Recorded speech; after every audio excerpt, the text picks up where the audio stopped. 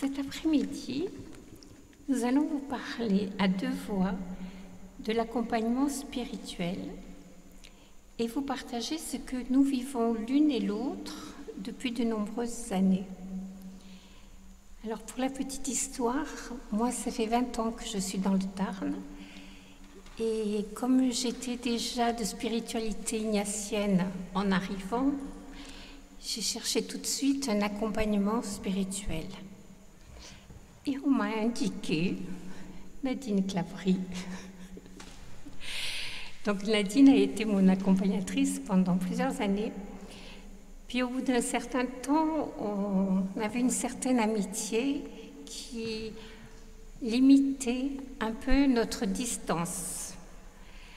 Donc on a décidé que j'allais chercher un autre accompagnateur ou accompagnatrice. Et j'ai trouvé un prêtre qui n'est pas du tout de ma spiritualité. Tout ça pour vous dire que tout est possible et que le Seigneur conduit fort bien les chemins. Donc l'accompagnement spirituel, c'est un chemin dans la durée et dans la fidélité. C'est un lieu et un moyen pour relire sa vie dans votre mission au service des malades, des personnes âgées, des personnes handicapées. Vous relisez vos rencontres, vous les relisez en équipe aussi. Donc vous faites déjà un travail qui mène à l'accompagnement. L'accompagnement spirituel dont nous allons vous parler est attentif à repérer la présence du Seigneur dans nos vies, dans le quotidien. Nous parlerons en premier lieu de l'origine de l'accompagnement spirituel et de son évolution. En deuxième lieu, de la personne accompagnée. En troisième point, de l'accompagnateur. Enfin, les enjeux de l'accompagnement spirituel et quelques points de vigilance. C'est moi qui vais commencer avec l'origine de l'accompagnement spirituel et l'évolution. Donc l'origine remonte à la Bible. Quand on lit la Bible et qu'on lit dans la Genèse l'histoire d'Abraham, on voit que Dieu accompagne Abraham sur son chemin de vie, de l'appel « Quitte ton pays, ta descendance, et va vers les chemins que je te montrerai ». Et donc, Abraham fait chemin avec Dieu. Dieu accompagne Abraham. On voit aussi, plus loin dans le livre de Tobie, on voit le père de Tobie envoyer son fils. Et il ne l'envoie pas tout seul, un ange l'accompagne. Tobie va gérer les affaires de son père, mais aussi part en chemin pour se chercher une femme. Et l'ange le conduit jusqu'à cette femme et il gère très bien ses affaires.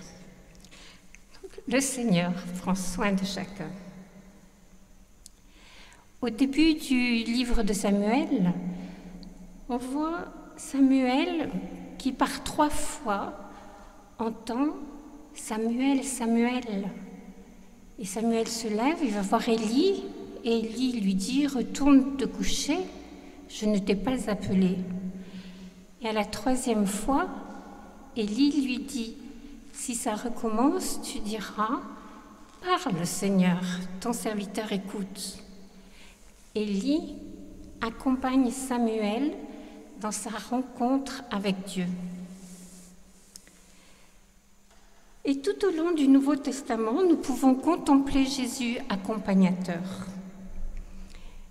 Dans sa façon d'écouter jusqu'au bout, d'accueillir avec bienveillance, de relever avec délicatesse et respect, de dénoncer les injustices avec fermeté, de conduire chacun vers le Père.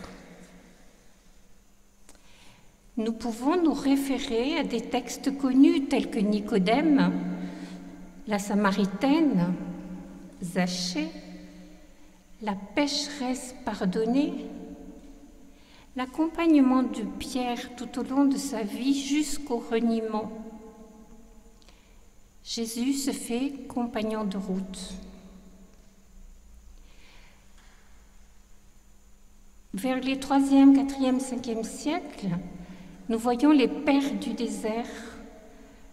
C'étaient des moines qui s'en allaient vivre en dehors des villes pour vivre une vie qui leur semblait plus adaptée. Et en fait, les gens allaient à leur rencontre pour les écouter et pour chercher auprès d'eux un guide spirituel.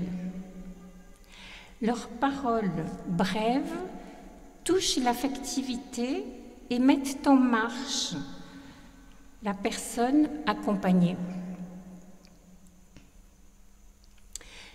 L'expérience d'accompagnement spirituel est reprise par la tradition monastique avec saint Benoît. Et je vous cite une parole de saint Benoît. « Écoute, ô mon fils, ces préceptes de ton maître et tends l'oreille de ton cœur. » Tel qu'il est écrit dans la règle de saint Benoît. Donc, tends l'oreille de ton cœur, écoute ta profondeur. À la suite de saint Benoît, chacune des traditions spirituelles a donné sa forme à un accompagnement spirituel. Les franciscains ont mis l'accent sur le compagnonnage et la fraternité. Les dominicains sur l'insistance sur la parole de Dieu. Les carmélites avec Thérèse d'Avila qui nous a laissé cette phrase « Il y a 3 grâces essentielles, être visité par Dieu, pouvoir le reconnaître et pouvoir le dire. »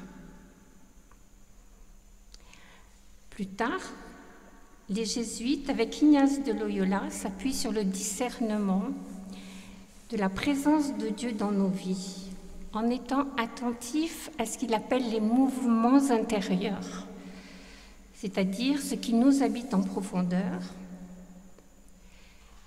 Plus tard encore, Charles de Foucault nous a laissé des correspondances, 20 ans de correspondance avec son directeur spirituel. Voilà pour l'origine. L'évolution. Alors, au niveau de l'étymologie, accompagnement, aujourd'hui, est employé très couramment pour différentes situations. On accompagne le retour à l'emploi, on accompagne la fin de vie, on accompagne des groupes. Étymologiquement, accompagner, c'est ac, cum, panis. Donc, cum, c'est avec en latin, panis, le pain, et ac indique une proximité, un rapprochement. On peut traduire par partager son pain avec quelqu'un de proche. Sous ce terme couramment utilisé de nos jours, on peut aussi entendre guider, superviser, diriger, soutenir. Au cours des siècles, dans la tradition monastique, on parlait de direction spirituelle. Donc, on se trouve là dans une relation hiérarchique de père à abbé ou de mère à moniale. Et le but était de découvrir ou de recourir à un guide, mais aussi concrètement et réellement de mourir à sa volonté propre en vue de se rapprocher de la volonté de Dieu.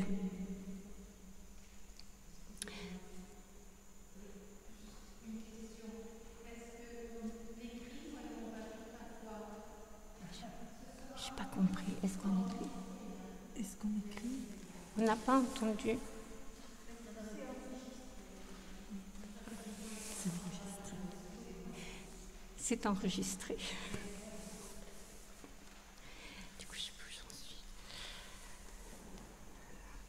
Bon, alors oui, donc on renonçait à sa volonté propre pour rechercher la volonté de Dieu sous le terme de direction spirituelle. Et on parle de père spirituel en référence à un ancien, quelqu'un qui a une expérience, qui est enraciné dans la foi depuis de longues années. Et souvent, la personne est prêtre, moine, religieux. On a parlé aussi de conversation spirituelle. Comment définir une conversation spirituelle? Toutes les conversations ne le sont pas. Certaines sont amicales, d'autres sont mondaines, brillantes, d'autres encore sont futiles. On pourrait définir le terme spirituel comme une aspiration à une vie plus humaine, une qualité d'existence que tous les hommes recherchent et souvent trouvent. Cette première définition ne s'appuie sur aucune référence biblique ou chrétienne. À un deuxième niveau, la conversation spirituelle est nommée ainsi quand clairement la référence biblique ou chrétienne est annoncée et quand elle fait explicitement référence à la présence de l'Esprit Saint, auquel les personnes choisissent de s'en remettre pour conduire leur vie. Donc, dans la tradition chrétienne, la conversation spirituelle implique une expérience consciente de docilité à l'écoute de l'Esprit Saint. Et c'est peut-être un peu cette expérience-là que vous vivez en visitant les malades, les personnes âgées, les personnes handicapées. Mais on voit bien aussi dans nos vies familiales, professionnelles, sociales, que parfois nous atteignons des conversations qu'on pourrait nommer spirituelles, alors qu'il s'agit de milieux politiques, associatifs. Et on peut voir quand on lit Laudato Si, quand on partage avec des gens au sujet de l'encyclique de notre pape François, que cette encyclique amène à des conversations parfois complètement en dehors des milieux chrétiens, qui ont une dimension spirituelle sans être nommées comme étant spirituelles.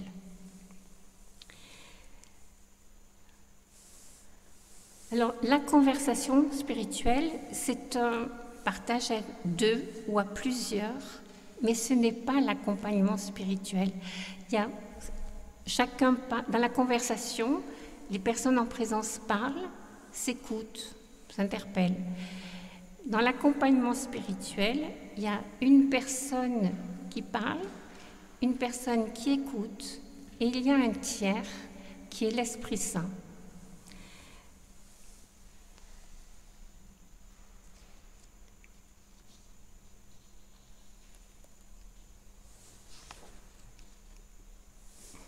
Alors, pourquoi l'accompagnement pour moi?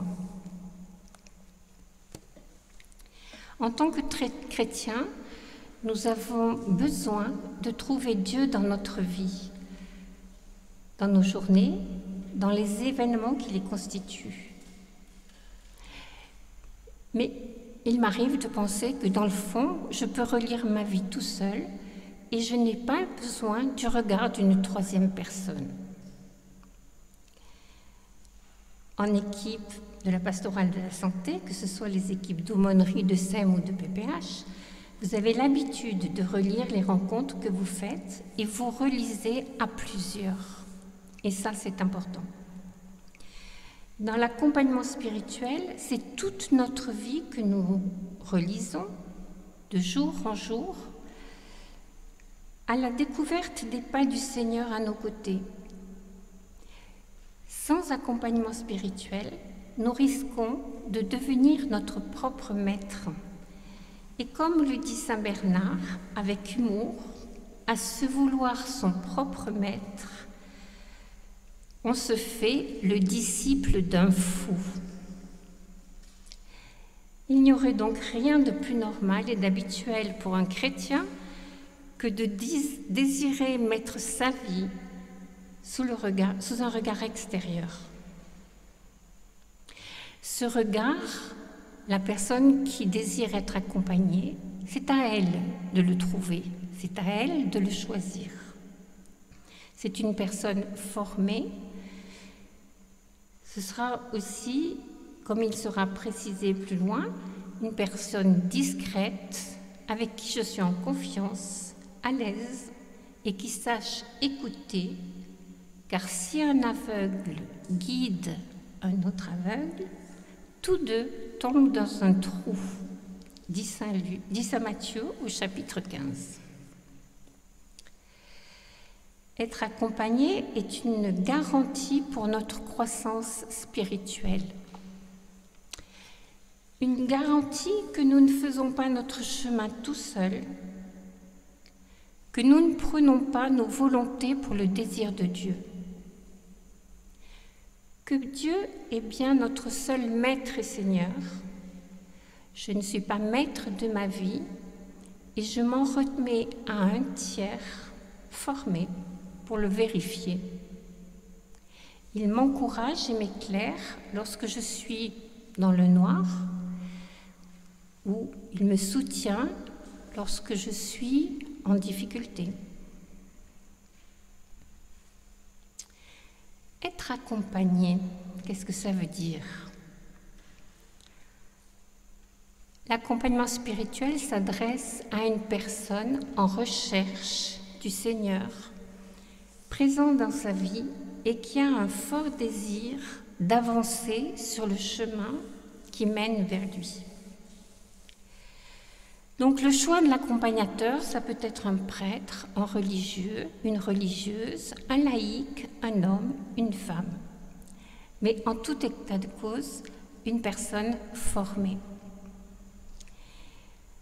Et on choisit en fonction de sa sensibilité. Comment trouver un accompagnateur? On peut demander au curé de sa paroisse, il peut en connaître. On peut demander au diocèse. On peut demander dans les monastères, et si vous avez un catéchète et sainte scolastique, et dans les centres spirituels. Alors, centre spirituel, à Toulouse, il y a Cotopaïs qui forme des accompagnateurs spirituels sur tout le sud-ouest. Voilà. Alors, l'accompagnement proprement dit, un accompagnement se prépare. Il s'agit de descendre au fond de soi pour découvrir ce que l'on est vraiment. À partir des événements de nos journées, regardez ce que je vis, comment je le vis, pourquoi, qu'est-ce qui m'habite, qu'est-ce qui me rend joyeux, qu'est-ce qui me rend triste, qu'est-ce qui me met en colère, qu'est-ce qui me dynamise, qu'est-ce qui me freine. Autrement dit, il est conseillé de faire une relecture de sa vie avant d'aller vivre un accompagnement. Relecture de sa vie par journée, par semaine, ça c'est chacun qui le décide pour soi.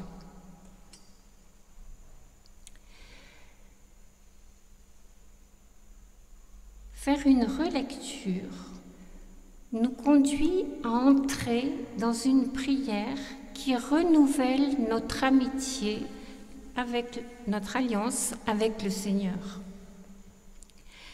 La prière d'alliance permet de garder vivant un lien d'amitié avec Dieu, de prendre soin de m'arrêter, de vivre et de voir ce qui me fait vivre. Mais la prière d'alliance permet aussi de dire stop. Stop pour ne pas vivre à toute allure, sans jamais regarder ce que je vis, sans jamais regarder derrière moi.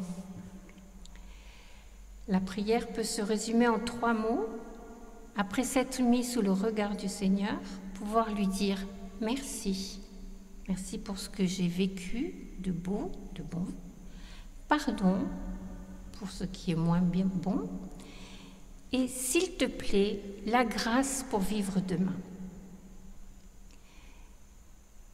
Ces relectures me permettent de préparer l'accompagnement parce que ce que je vais partager dans mon accompagnement, c'est ces mouvements intérieurs que sont la joie, la paix, mais aussi la colère, le trouble.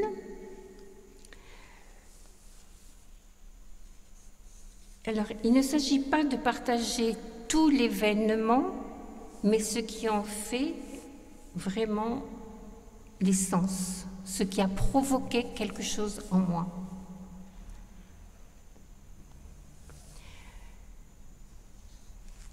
Mais l'accompagnement n'est pas une confession, c'est différent. La confession, c'est quand même un sacrement. L'accompagnement spirituel n'exclut pas la confession, il est complémentaire, ou du moins. Voilà. Parfois, certains accompagnateurs donnent le sacrement de réconciliation après un accompagnement s'il y a eu une reconnaissance de nos péchés. Oui, bien sûr. Nadine me dit si c'est un prêtre, oui.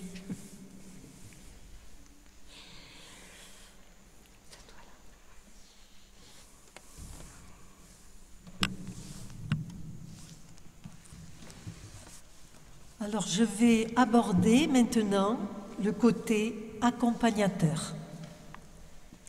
Qui est-il? Quelle est son attitude? Quels sont les moyens? Dans quel cadre se fait la rencontre? Qui est-il? L'accompagnateur est un membre de la communauté chrétienne dont il partage la foi. Il est enraciné dans la prière et dans la parole de Dieu. C'est là qu'il trouve les repères qui lui sont nécessaires pour ne pas agir dans l'illusion d'une entreprise personnelle. Il est au service d'une mission d'Église. Pour cela, il a été appelé par le diocèse, par une communauté ou un centre spirituel. Il ne s'envoie pas lui-même. Il a suivi une formation à l'écoute et à l'accompagnement spirituel qui est dispensée par le centre spirituel des Jésuites des Cotopaxi ou bien par le diocèse. Il est lui-même accompagné et supervisé dans son accompagnement. Il a fait l'expérience de Dieu se communiquant à lui et il est capable de continuer à se convertir et à se recevoir de Dieu. Il doit être en vérité avec lui-même et avec Dieu. Car comment pourrait-il regarder l'accompagné dans ses profondeurs s'il ne connaît pas les siennes propres? En ce qui concerne son attitude, on peut dégager 4 points. Une attitude de témoin, une attitude d'accueil, une attitude d'effacement, une attitude d'écoute profonde. En ce qui concerne l'attitude de témoin, l'accompagnateur spirituel est témoin de l'œuvre de Dieu agissant chez la personne accompagnée. Il demeure son compagnon de voyage en l'aidant à lire les cartes pour la route, à repérer les frontières et à éviter les voies sans issue. Pour l'attitude d'accueil, il accueille la personne là où elle en est sur son chemin, avec un a priori de bienveillance, sans jugement, en sachant s'effacer avec humilité pour laisser le Seigneur agir et prendre la première place dans cette rencontre à trois. C'est-à-dire, comme l'a dit Agnès tout à l'heure, rencontre à trois avec l'accompagné, l'accompagnateur et le Seigneur ou l'Esprit Saint.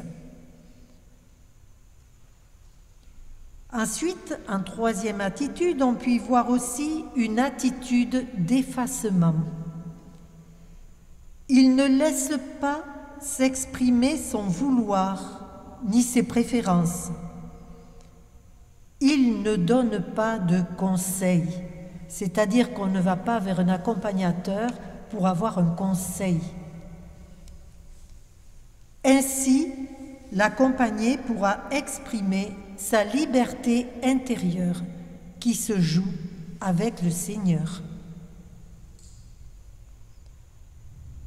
Ensuite, autre attitude, l'attitude d'écoute profonde.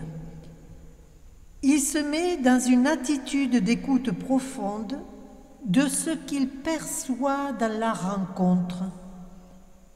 Ça peut être à travers des paroles, des attitudes, des silences, des émotions qui transparaissent chez la personne accompagnée. Et l'accompagnateur se met lui-même à l'écoute de l'esprit. Donc maintenant qu'on a vu quelques points concernant les attitudes, on peut voir quels sont les moyens. L'accompagnateur offre une présence habitée par l'écoute et la parole de Dieu, et en même temps une écoute de la personne. Il est au service d'un frère ou d'une sœur qui désire mieux vivre son chemin de baptisé sur la route qui est la sienne, dans sa situation donnée. Et ce n'est pas sur la route que voudrait l'accompagnateur. L'accompagnateur est au service de l'accompagné. Une distance existe et demeure entre lui et la personne accompagnée. Une distance à respecter en respectant la place et le chemin de l'autre. Ce n'est pas une relation de bons copains. Voilà, une relation de... Agnès vous en a un petit peu parlé tout à l'heure. Quand la relation devient trop amicale, il est difficile de garder cette juste distance. Il doit accepter dès le départ et en cours de route de ne pas tout savoir, de ne pas conduire. Il doit se laisser déprendre, ne pas vouloir mettre la main sur, ce qui nécessite des qualités de délicatesse, de respect, d'écoute et d'accueil. Dans le contenu de l'accompagnement, Agnès vous en a parlé un petit peu tout à l'heure, vu côté accompagné, eh bien la relecture de la vie de la personne qui est accompagnée est la matière principale que l'accompagné apporte avec ses joies, ses peines et ses interrogations. C'est au cœur du quotidien, parfois le plus ordinaire de sa vie, dans les plus petites choses, que le Seigneur est présent et agit. Le rôle de l'accompagnateur, à partir de la parole exprimée, est d'aider à repérer les traces de Dieu dans cette vie. Où et comment est-il présent? Où se cache-t-il? Quels sont les obstacles qui empêchent de le reconnaître? Dans quel état intérieur se trouve la personne accompagnée? Est-elle dans la paix, la joie, l'allégresse, ou bien la tristesse, le découragement, la colère? L'accompagnateur est sensible à tout ce qui peut être dit et exprimé, mais aussi il reste sensible au silence. Il parle peu. Il repère aussi les ruses de l'ennemi qui empêchent d'y voir clair et d'avancer dans la paix, dans la joie. Et ces ruses qui font obstacle à la vie et rendent la personne triste, troublée, découragée, en colère, il peut lui en faire part de ces ruses de l'ennemi qui peuvent agir sur la personne accompagnée. Et ceci peut l'aider, avec le temps, à mieux les repérer elle-même et à les dépasser avec l'aide de l'Esprit Saint. Ce sont souvent ces moments où on se trouve des bonnes excuses, parce que l'ennemi peut se présenter aussi sous la forme d'une bonne manière et d'une bonne excuse, mais qui n'est pas porteuse de vie à long terme. Et l'accompagnateur est sensible à ça.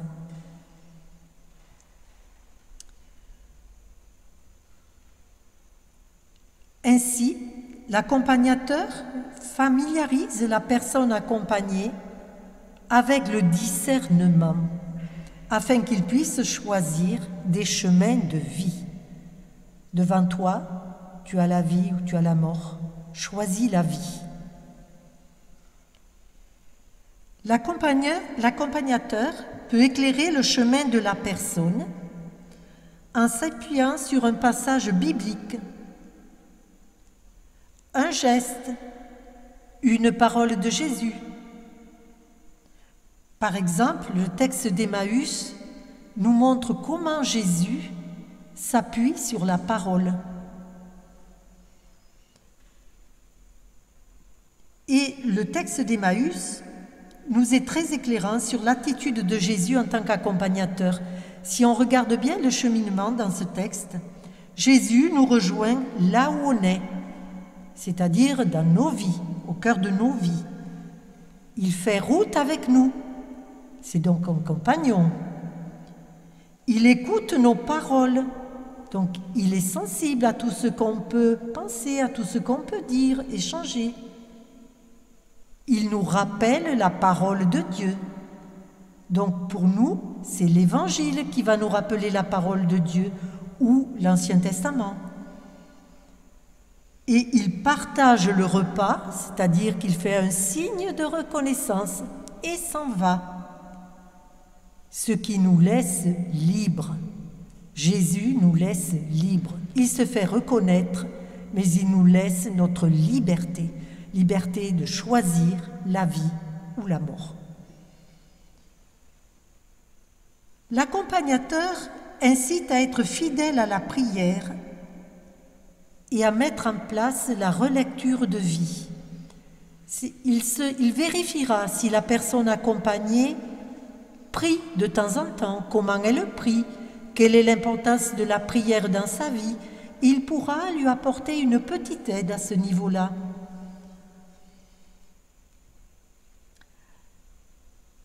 Ce qui importe, c'est d'amener la personne accompagnée sur son chemin de foi, ce chemin de foi qui lui est propre,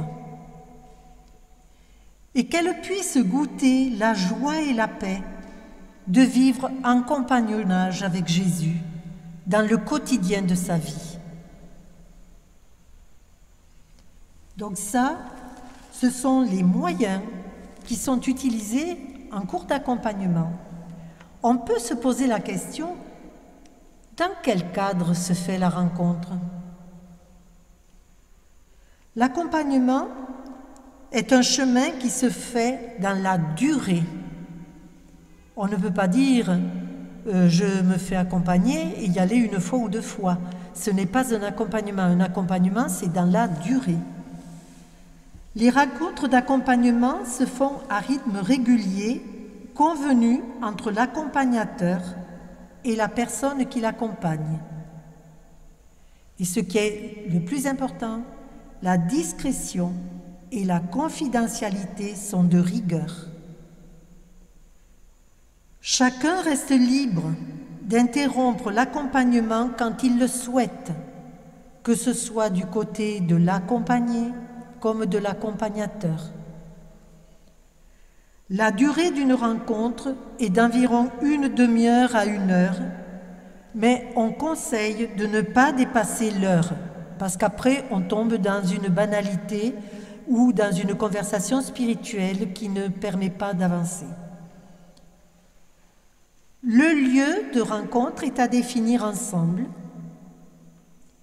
et il est bon de savoir qu'un accompagnateur spirituel n'est pas un accompagnateur psychologique.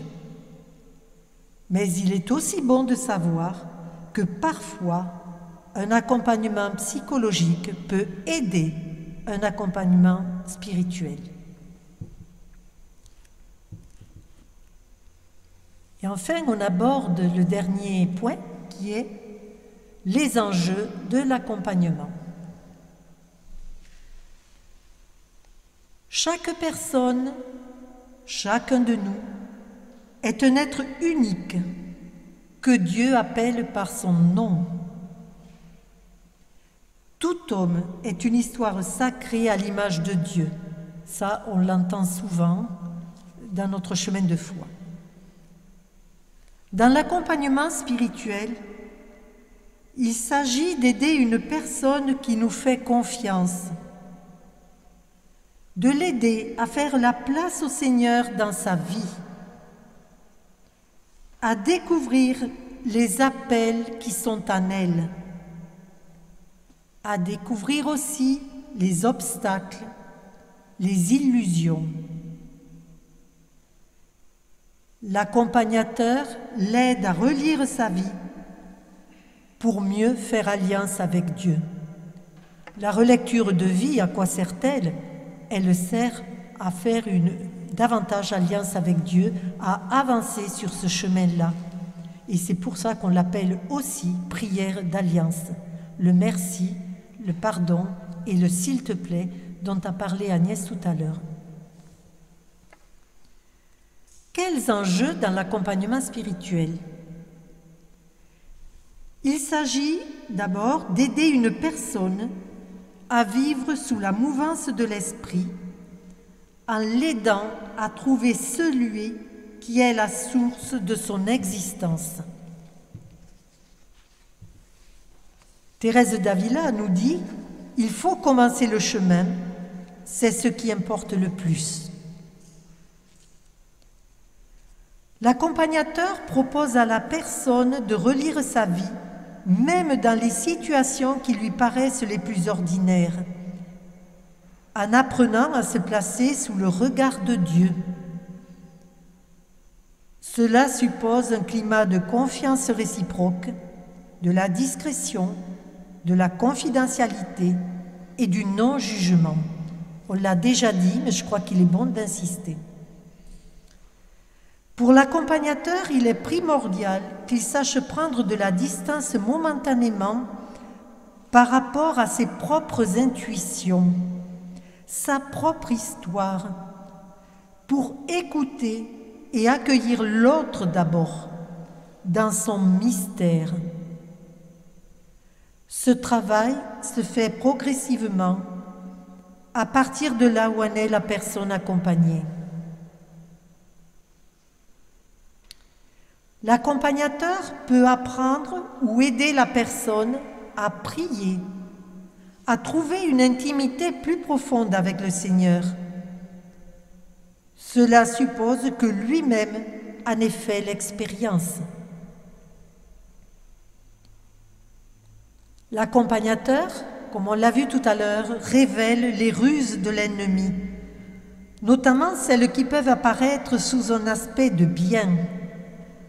mais qui empêche la personne de se sentir dans la paix et la joie profondément, donc de vivre en plénitude avec Jésus. Par exemple, si on prend dans l'Évangile le texte de Marthe et Marie, que nous connaissons chacun, l'attitude de Marthe, reprise par Jésus dans le texte de Luc 10, quand il lui dit « Marthe, Marthe, tu te donnes du souci et tu t'agites pour bien des choses. » On peut penser à l'activisme qui guette chacun de nous. Et voilà, ça peut nous amener à réajuster notre partie action et notre partie contemplation.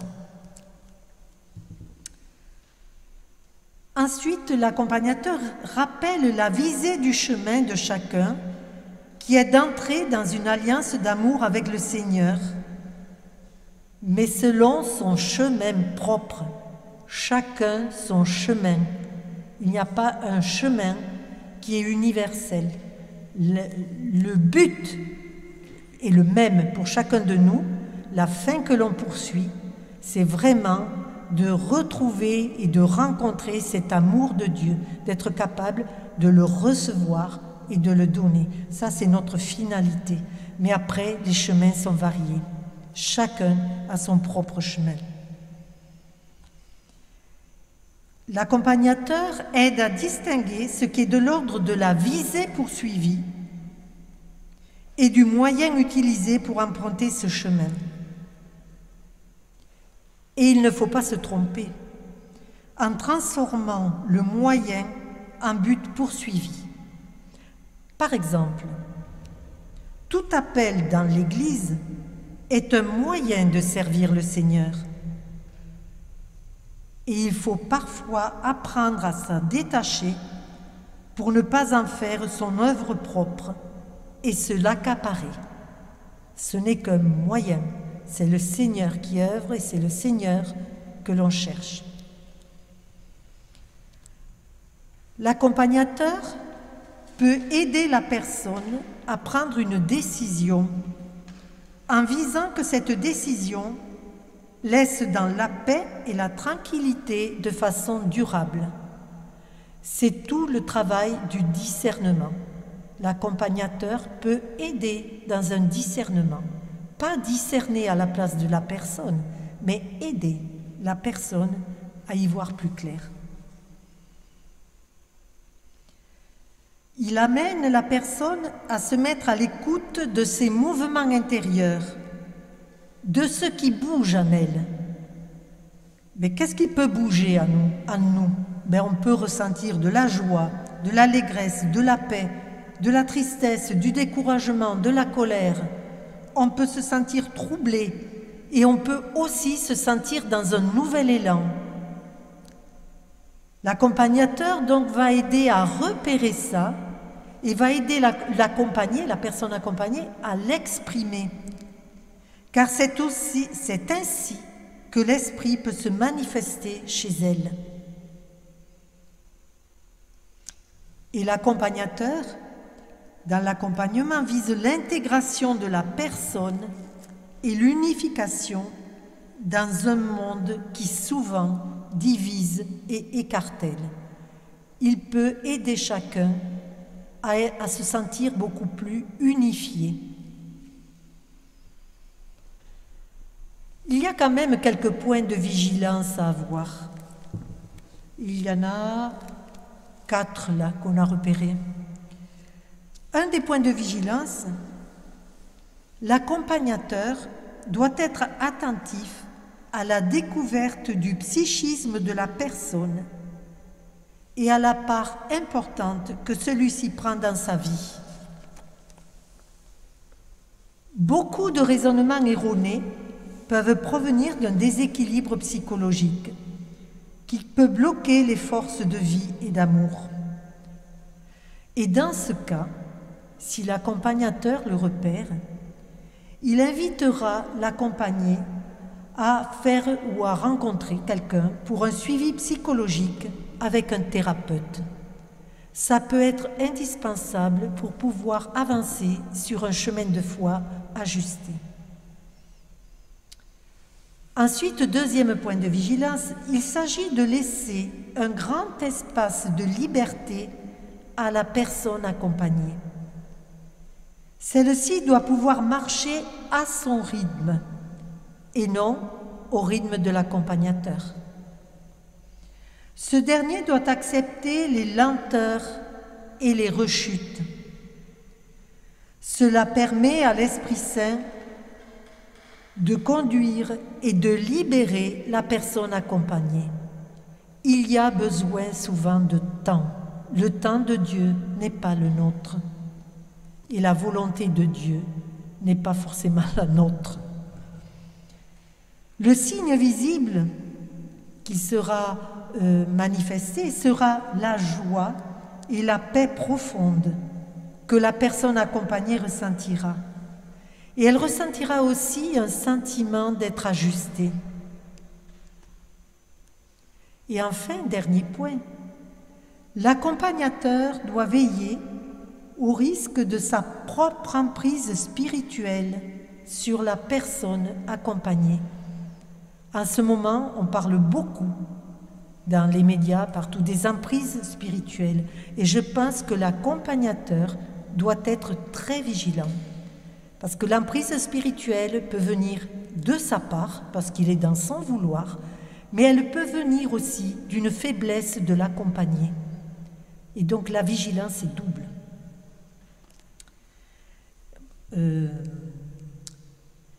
L'accompagnateur doit préférer le silence au conseil, laissant ainsi la place à l'Esprit Saint, agissant en lui et en la personne qui l'accompagne.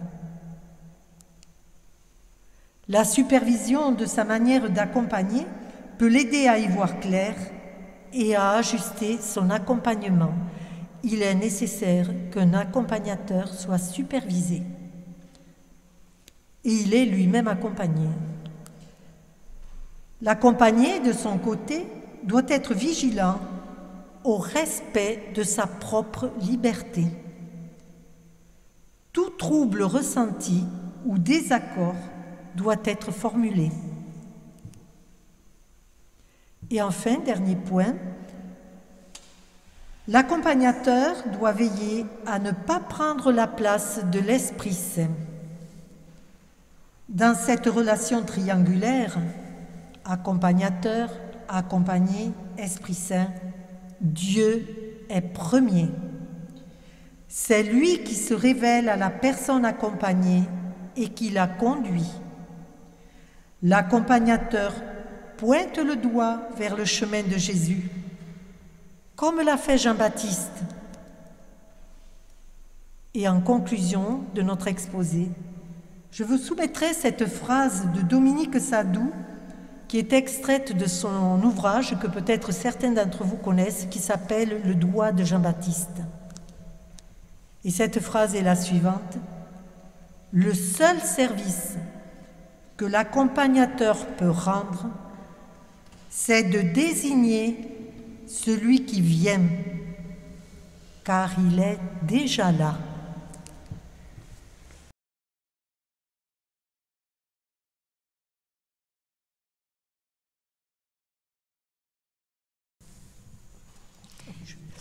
Nous allons commencer par un temps de méditation et de prière guidée, et ce temps sera prolongé par un temps de prière personnelle dans le silence. Alors, bien qu'on vous ait donné la feuille de méditation, il est souhaitable que vous ne l'ayez pas sous les yeux, ni même que vous ayez l'Évangile sous les yeux. Parce que l'Évangile s'écoute et après on le médite. Donc dans le deuxième temps, vous pourrez prendre l'Évangile, les points de méditation qu'on va dire maintenant. Donc vous n'avez pas besoin de vos feuilles, sauf si vraiment vous vous sentez plus à l'aise avec un écrit d'emblée. Donc aujourd'hui, nous avons choisi l'Évangile des disciples d'Emmaüs. Donc c'est dans l'évangile de Saint Luc au chapitre 24. Le 3e jour, après la mort de Jésus, 2 disciples faisaient route vers un village appelé Emmaüs, à 2 heures de marche de Jérusalem. Et ils parlaient ensemble de tout ce qui s'était passé. Or, tandis qu'ils parlaient et discutaient, Jésus lui-même s'approcha et il marchait avec eux. Mais leurs yeux étaient aveuglés et ils ne le reconnaissaient pas. Jésus leur dit : « De quoi causiez-vous donc tout en marchant ? » Alors ils s'arrêtèrent tout tristes.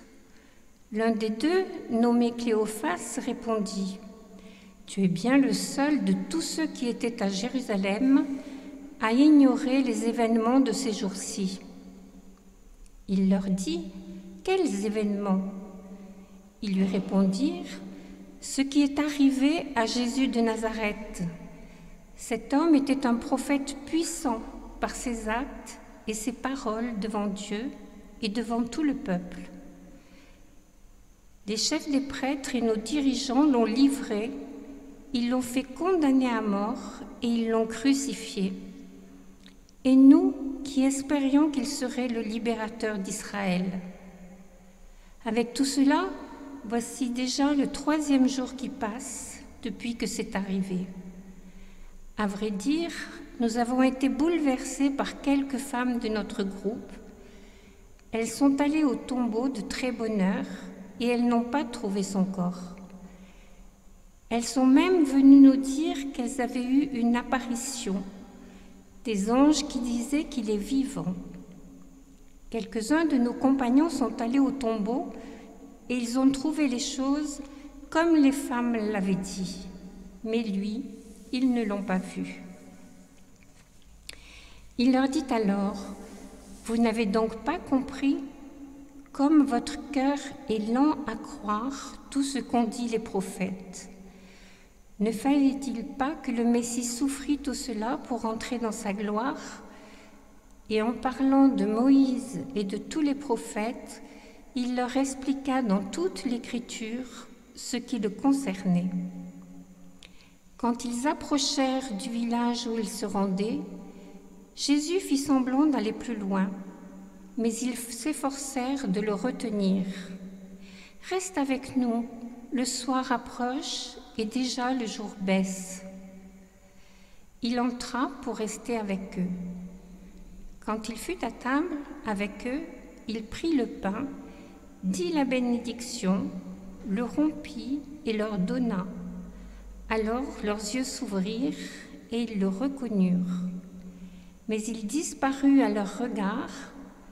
Alors ils se dirent l'un à l'autre : « Notre cœur n'était-il pas brûlant en nous tandis qu'il nous parlait sur la route et qu'il nous faisait comprendre les Écritures ?» À l'instant même, ils se levèrent et retournèrent à Jérusalem. Ils y trouvèrent réunis les 11 apôtres et leurs compagnons, qui leur dirent : « C'est vrai, le Seigneur est ressuscité, il est apparu à Simon-Pierre. » À leur tour, ils racontaient ce qui s'était passé sur la route et comment ils l'avaient reconnu quand il avait rompu le pain.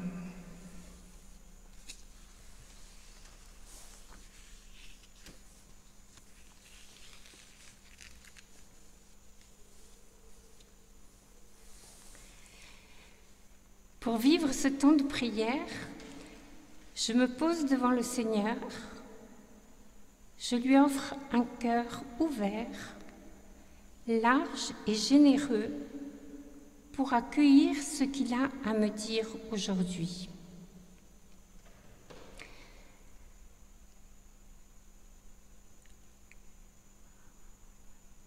Les rumeurs circulent, 2 disciples repartent de Jérusalem, sont tristes et s'interrogent sur ce qui s'est passé. On leur a dit que des femmes s'étaient rendues de grand matin au tombeau et l'ayant trouvé vide, aurait eu une vision d'ange qui déclarait Jésus vivant.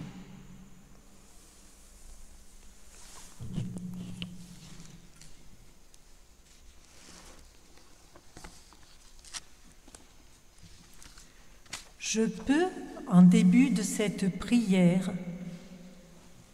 demander la grâce à Jésus de l'accueillir, de le reconnaître vivant sur mon chemin.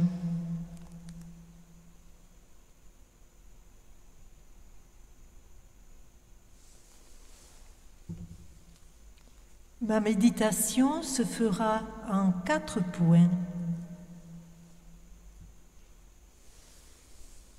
Or, tandis qu'ils parlaient et discutaient, Jésus lui-même s'approcha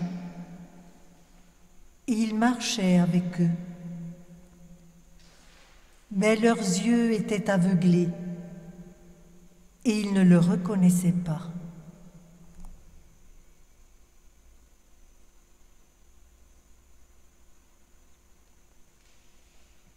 Je prends le temps de contempler la scène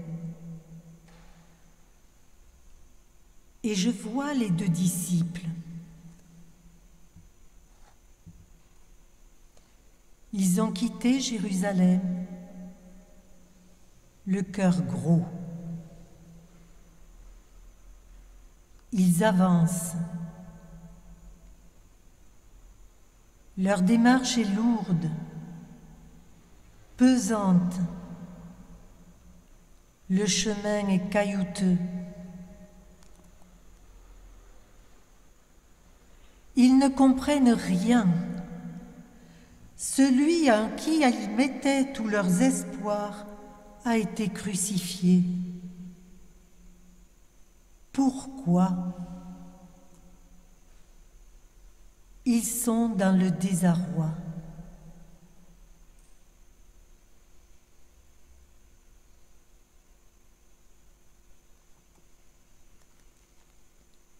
Tout à coup, je vois Jésus qui les rejoint. Il fait route avec eux, comme s'il était un simple compagnon de voyage, en route vers Emmaüs. Mais ils ne le reconnaissent pas.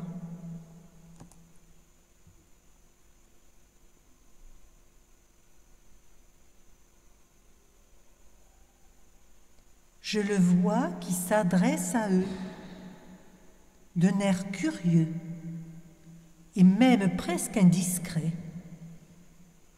« De quoi causiez-vous donc tout en marchant ?» Mais eux ne reconnaissent pas l'ami qu'ils ont perdu à Jérusalem.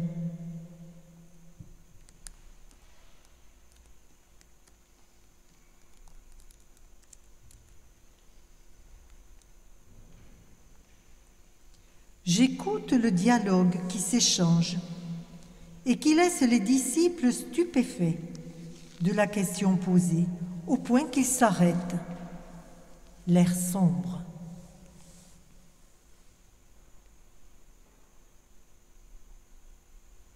Et j'écoute les disciples raconter à Jésus ce qu'ils perçoivent de sa propre histoire. Ils en partagent même les rumeurs.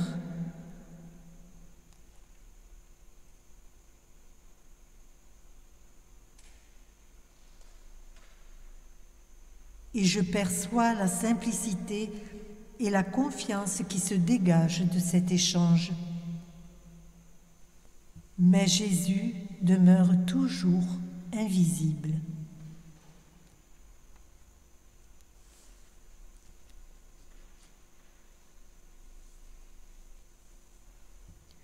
Deuxième point, il leur expliqua dans toute l'Écriture ce qui le concernait.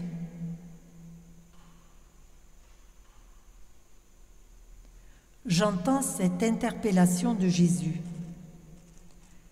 Esprit sans intelligence, cœur lent à croire ce qu'ont déclaré les prophètes.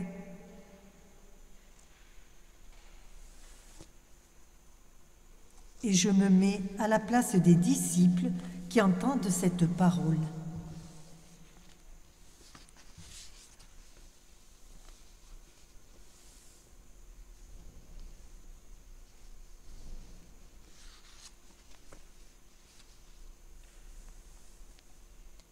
Un troisième point sur lequel je peux m'attarder,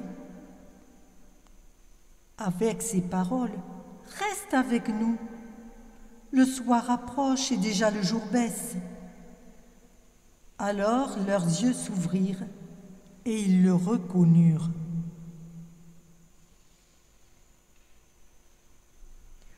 Je vois les trois compagnons arriver au terme de leur route, Jésus faisant mine d'aller plus loin.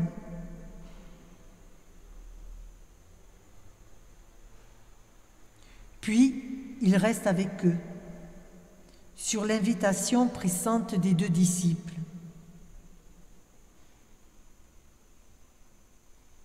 Je m'arrête sur les gestes de Jésus à table avec eux. Il prit du pain, dit la bénédiction, le rompit et le leur donna. Je contemple cette scène.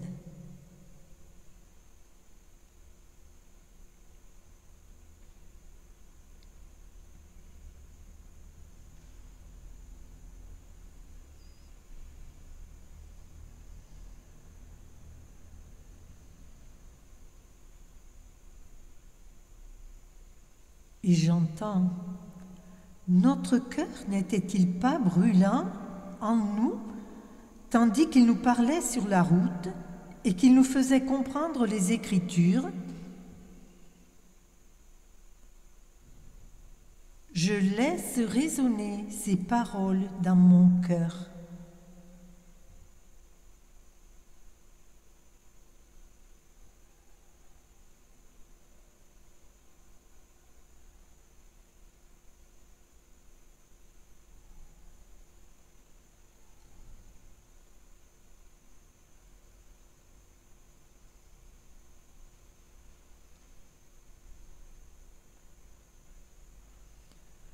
Je peux m'arrêter sur un quatrième point.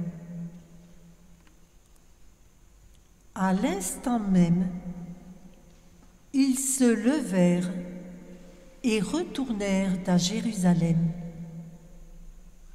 et racontèrent ce qui s'était passé.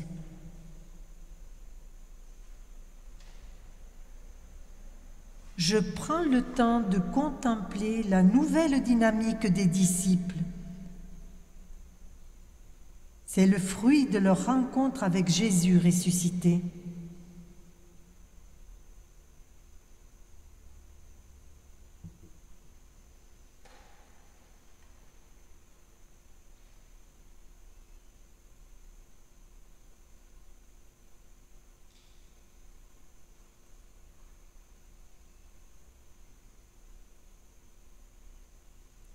Puis, comme un ami parle à son ami,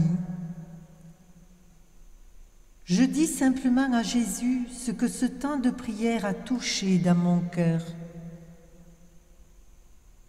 Ce peut être une parole, un geste, une image.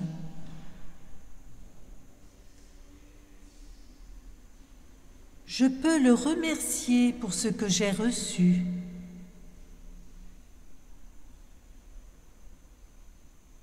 Je peux aussi lui demander son aide pour que tout mon être s'ouvre à sa présence.